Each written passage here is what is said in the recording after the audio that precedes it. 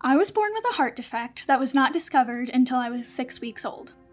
Once my doctors figured it out, I was rushed off to Riley Hospital, where over the span of several years, I had 5 open heart surgeries in attempts to hold off the inevitable, which was the fact that I was eventually going to need a heart transplant. The fall of 6th grade year rolled around, and I was becoming incredibly sick and weak, and I missed more school than I attended. I had a heart cath that December and was told that I would need to receive a heart transplant. When the doctors told me this, I was probably shocked and somewhat confused more than anything. I felt like I was doing just fine, or at least my version of normal most days. I was placed on the transplant list on January 9th and admitted to the hospital to be on an IV medication. I would have been secluded to my hospital room if it wasn't for Riley's different programs, such as art therapy and child life. These programs helped to keep me occupied. I remember looking out the big window on the heart floor and trying to sketch the lobby with my art therapist, Cassie.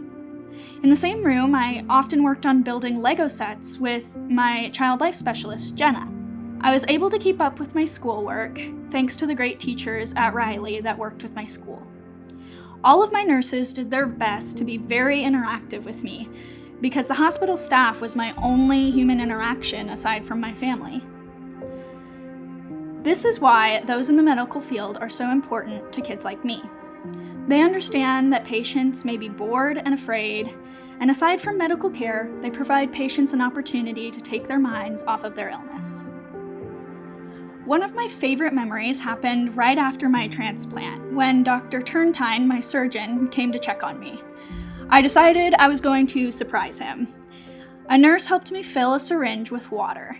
I laid back down in my bed, and when he came around the corner, I sprayed him with it. This became a fun game between the two of us. I was still admitted in the hospital the night we got the call telling us that I was receiving a heart. I remember this evening very vividly, as you could probably expect. The nurses were being exceptionally nice and were letting me behind their desks to watch the monitors. Let me clarify, the nurses were always nice. Just this particular night, they were extra inclusive.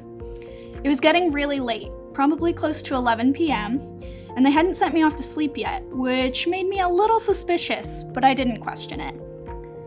My grandma was staying with me that night, and I remember her coming out into the hallway and telling me that my parents were on the phone and wanted to speak with me about something very important, and it couldn't wait.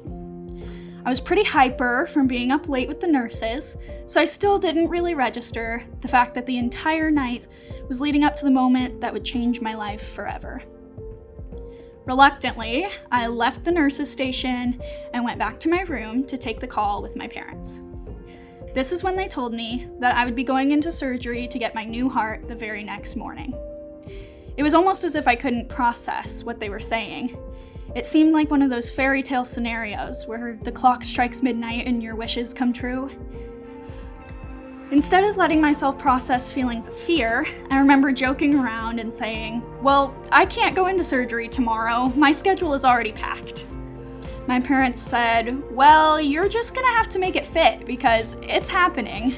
They drove up to the hospital that night, arriving around 2 or 3 in the morning, and we all attempted and failed to get any sort of sleep. I FaceTimed my best friend the next morning before she went to school, and I remember her crying over the phone out of a mixture of joy and fear. A few hours later, I walked down the hall with my surgeon to the OR and went into surgery. The first thing I remember when waking up from surgery was the intense new sensation of being able to feel and hear my heart beating in my ears.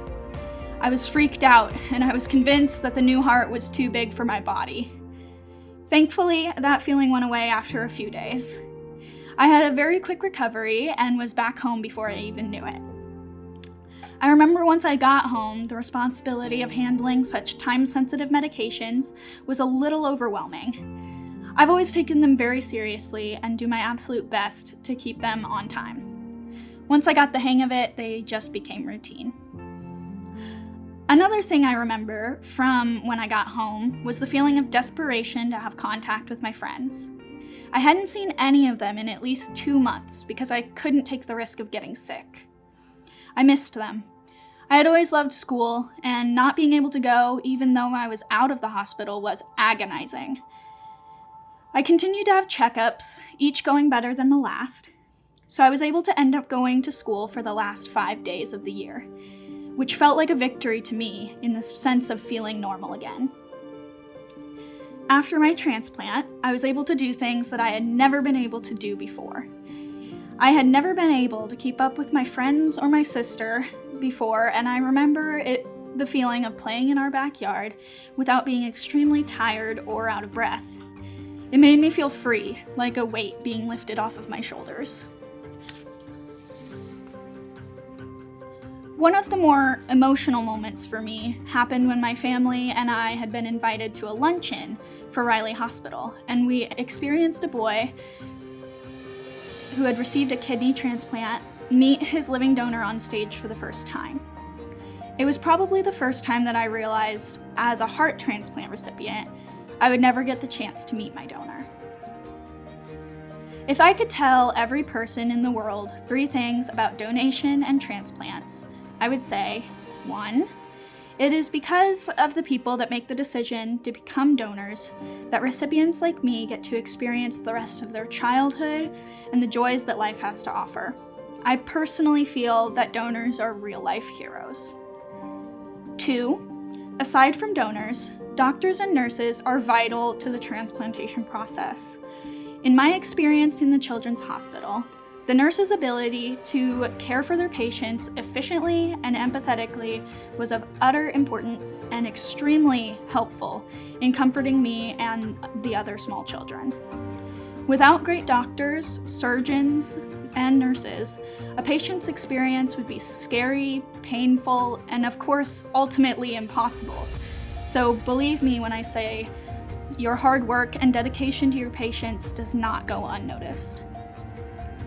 And 3, you never know if you might end up needing a transplant to save your life.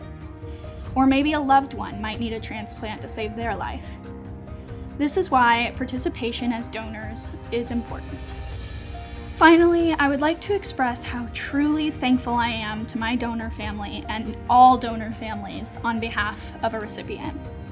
I owe my life to donors, and I'm sure all recipients feel the same way. I would like to challenge my friends and family to make the decision to become donors too. I would also like to add an additional thank you to all of those in or going into the medical field. Your work is so important, and you will always be appreciated. Thank you.